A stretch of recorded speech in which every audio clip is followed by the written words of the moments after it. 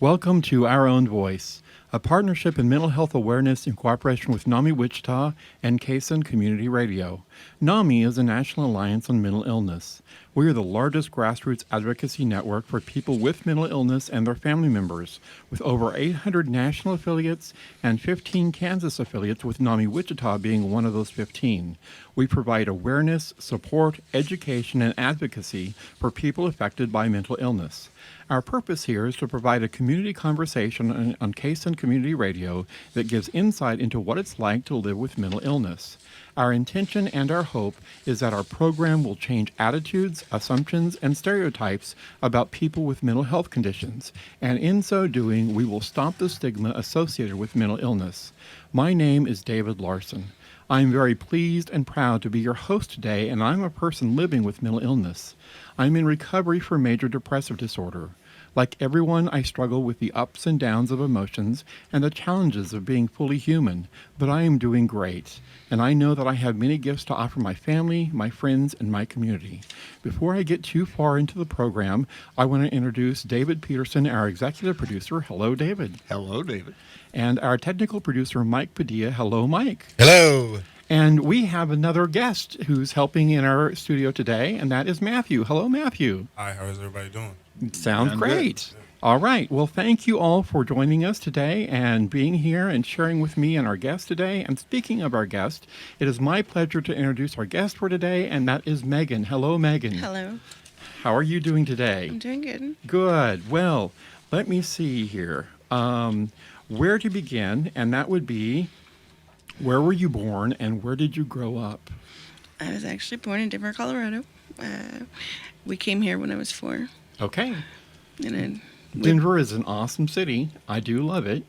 So, what high school did you graduate from here? I graduated from North High. So you are a Redskin. A All right, Redskin. and she's proud of it. and All you are right. proud of it.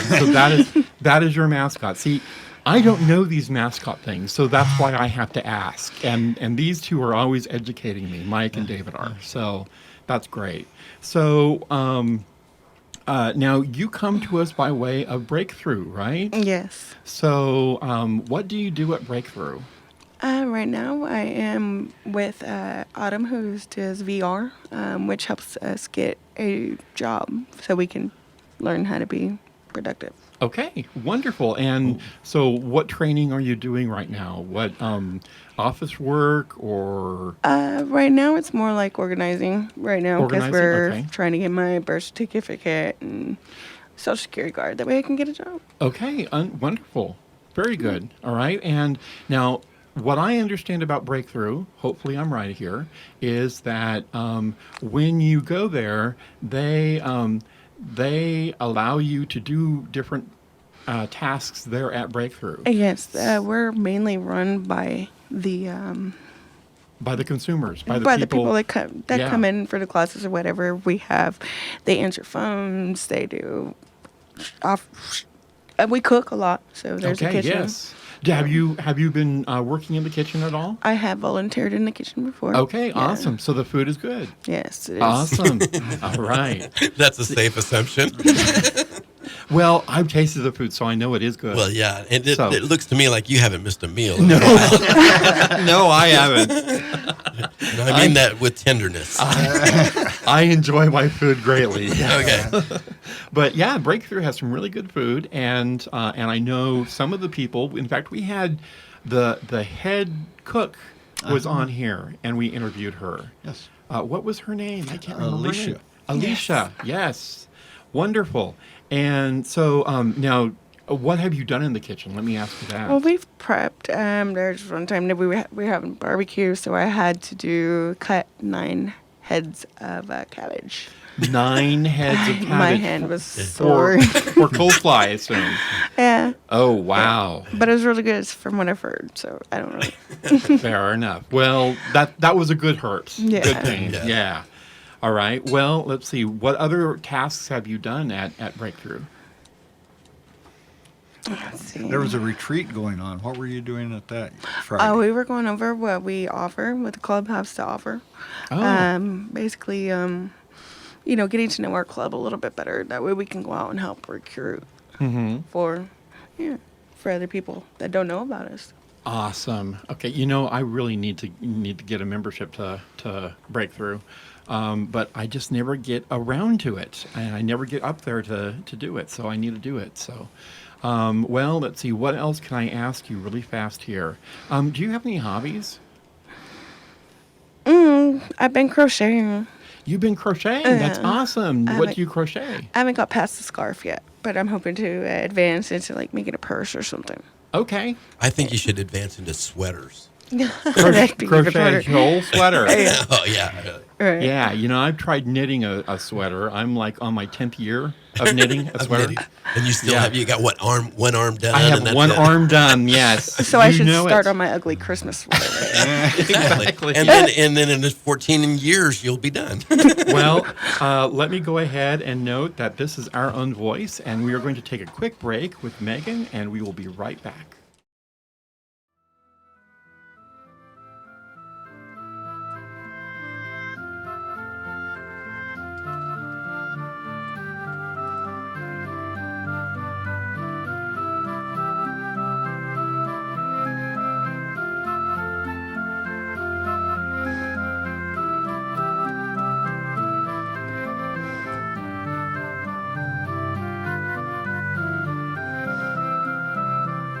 Welcome back to Our Own Voice, a partnership in mental health awareness in cooperation with NAMI Wichita and KSN Community Radio. NAMI is a national alliance on mental illness.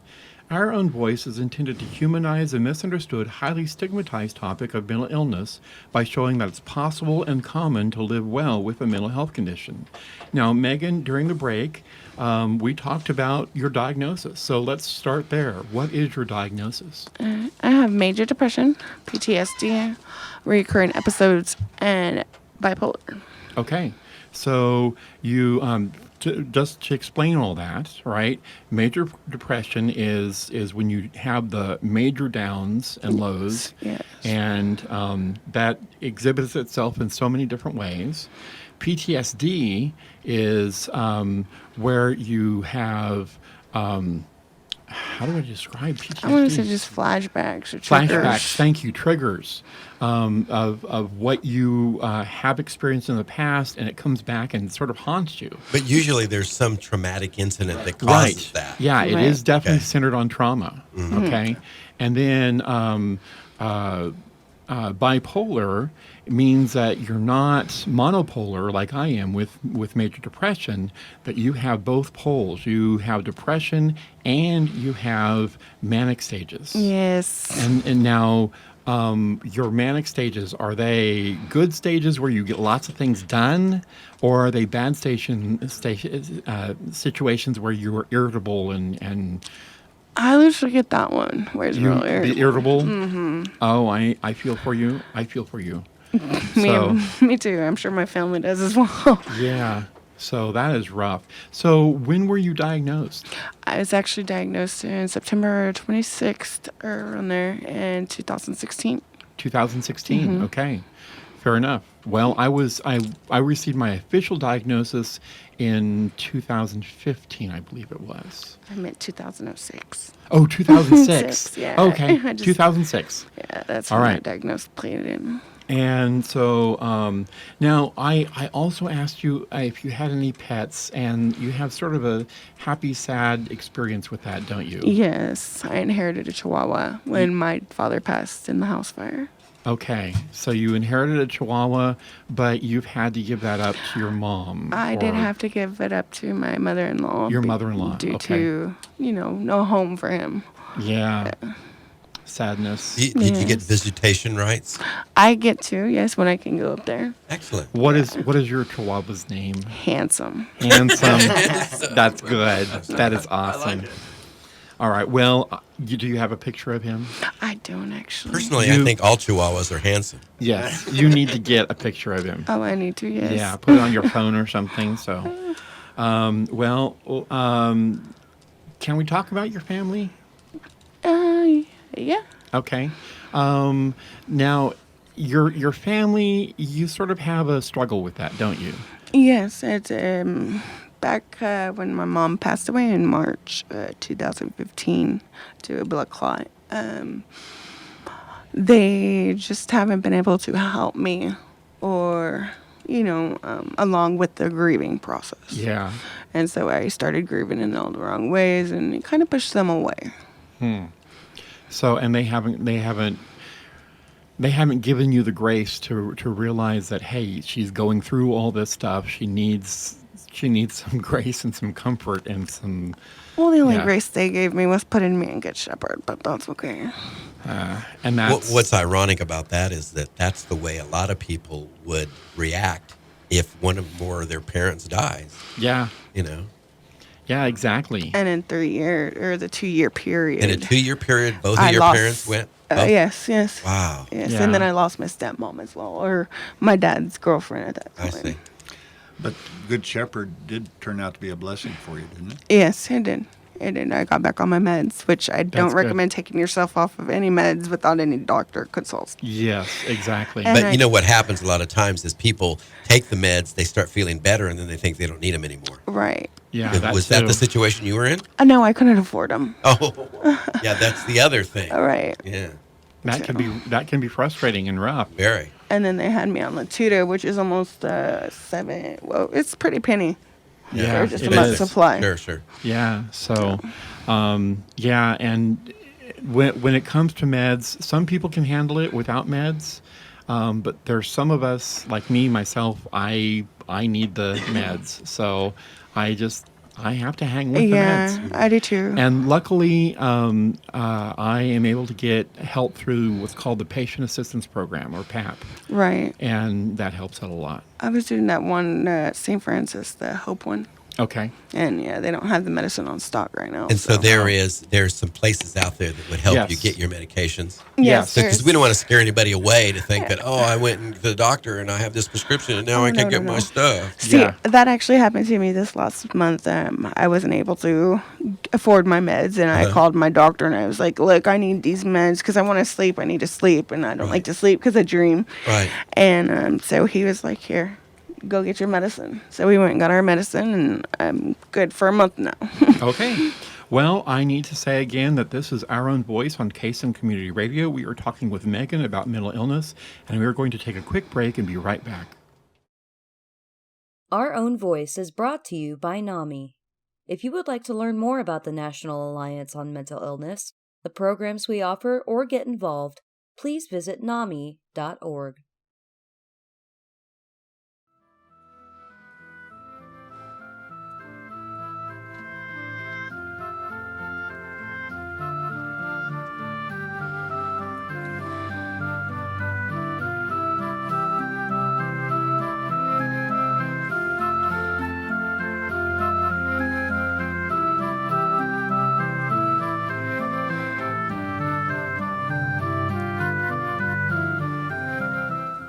Welcome back to Our Own Voice, a partnership in mental health awareness in cooperation with NAMI Wichita and KSN Community Radio. NAMI is a National Alliance on Mental Illness. So, Megan, we were talking during the break about what we could talk about for our next section, for this section, and I want to approach a very delicate subject so our listeners will understand. You had some tremendous trauma that sort of started your PTSD. Oh, yeah. You want to talk about that trauma? Yeah, well, it was really almost the diagnosis. I ended up getting sick in 98 in October, right after Halloween. Had a little nice Halloween costume, so my coat didn't go with it. And here in Halloween's, it's pretty cold. So I ended up getting sick. They didn't know how to treat it because they were just running so many tests and nothing would point it. Well, I ended up with lupus. It's where your immune system attacks itself. So we did decide to go through chemo. And this, just to clarify something, this is systemic lupus where your immune system attacks everything in your body. Yes. Yeah. Yes. And so we did the chemo and all that. And that's pretty much where, I mean, because I was popular or whatever. So, I mean, getting sick like that and just took me downhill. Yeah. And then after that, we ended up doing the chemo that went on. And And you said that part of your diagnosis of your depression sort of started there. Right, Yeah. because I mean, I'm a teenager, so But who wouldn't get depressed if you Exactly. had that kind of a situation Yeah, going that on? can be a life changing experience right Right. there. So And then pretty much after the lupus diagnosis, I went on with life, did high school and all that, and graduated in '04. I was actually at a family party in 2006 in September, and drank one too many, and ended up getting taken away from the party by a couple guys, and so therefore I was raped. you're right. Yeah, Yeah, and so that's the trauma that springboards your PTSD. major. Yeah, and now when did the bipolar diagnosis come about? That came in around October of 2017. 2017. So that was rather recent then. Right. Okay, so And I got that from Osawatomie from Dr. Edwards. okay, wow, you know your doctor. Yes, he's the only one that really took time to see what was wrong with me. Because I just thought there was something else wrong with me. So he talked to me a little bit, and that's what we came up with. That's good. All So, right. so what? You can be diagnosed with something and then develop into another situation, Yes, you Man. can. and that's basically what happened with her. Yes, and in fact, a lot of times it will take upwards of 10 years or more before you get a full, complete diagnosis Of exactly of- what's going on. of everything that's happening. I Yes. see. So it's good that they have that nailed down. Right. So Yeah. And then what's also with the traumatic situations, the PTSD and depression, I came home in October 2013, late 2013, and March 2015, I did end up losing my mother due to a blood clot, which really changed my world. yeah, You could see me manic all the time during that. I didn't know how to handle the deaths. yeah, So I pushed a lot of my family away because I didn't want to be hurt like that anymore. yeah. So I kind of did that. And in October 2016, I did find my stepmother dead in her bed. So that was really hard. And I'm sure that was due to her drinking. So she don't be drinking like that. But I did end up losing my dad after 2 years of losing my mother, which was in a house fire. So I didn't just lose my dad. I lost my home, my clothes, everything I owned. Your life. Right. Yeah. So you have a lot of traumatic experiences that have just been heaped on top of each other. It just keeps coming. Yeah. Oh man, you are an amazing, strong woman for surviving, for pulling through. So You should thank definitely be heavens. applauded for Yes, you surviving should. everything you've been through. That's Yes. Definitely. May I ask Tremendous. where, like, so with all the things that you've been through in your life, because this is a list. Like, this is Oh, something- yeah, like, this is yeah. something that, like, not a lot of people go through, like, especially at your age. Like, where do you find the motivation to get up and keep fighting? You know what I'm saying? Keep going and keep trying to make something of yourself. I was actually trying to do everything for my kids, my babies. And I found out late this year pretty much that it's not for them. It's for me. Because, with my parents being dead, nobody's going to be like, hey, I can help you. No, they're just throwing good shepherds. So I found it that way.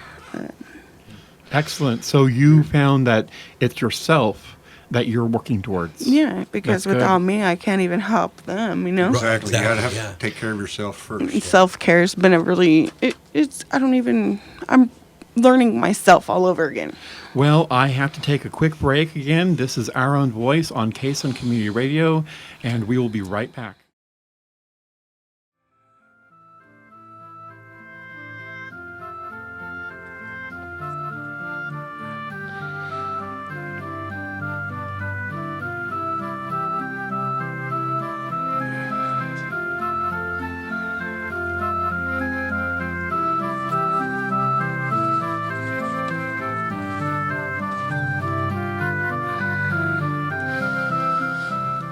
Welcome back to Our Own Voice, a partnership in mental health awareness in cooperation with NAMI Wichita and Kaysen Community Radio. NAMI is the National Alliance on Mental Illness. Now, David, in our last segment, we didn't get a chance to get you to talk about that wonderful number that we give out, our information number. You mean 316-686-1373? Yes, or the way that I like you to say it. You mean 316-686-1373? Exactly. Yeah. So I think you should say it the other way. Say it the other way again. 316-686-1373. Yeah, Or because I say think it my way. 1373 is easier to remember. Me too, but Isn't it? I gotta. Okay. He's our host, so I have to kind of. I know. Accommodate. But you call that number, and that is our NAMI information line, and we give you as much information on NAMI as possible. It's not answered when you call. We call you back. So if it's an emergency, please call 911 or the crisis center. But please call us. We have a lot of programs, a lot of support groups that can be beneficial. We are very active in the community. I know Megan rode up with me to our NAMI walk, which was a good event. And I went over to Breakthrough and picked up 4 people to go with me, and Megan was one of them. And Breakthrough does a lot. Man, do they ever. do you want to share with us about what breakthrough means to you? Breakthrough right now is a lifesaver. Yeah, it's your family, isn't it? It is my family after losing and pushing away family members. I inherited, like Autumn. Autumn's awesome. I love her. She came and seen me this last time in the hospital pretty much every day. Excellent. Yeah. All right. What other family members do you have at Breakthrough? There's Cece. There's Maria. So there's she's giving a Brandon. shout out to all the people Yeah. there, right? Betcha. So when they're listening, they're going to, You oh, she betcha. mentioned me. You got it. But yeah, they've helped me out when I thought I had nobody. Yeah.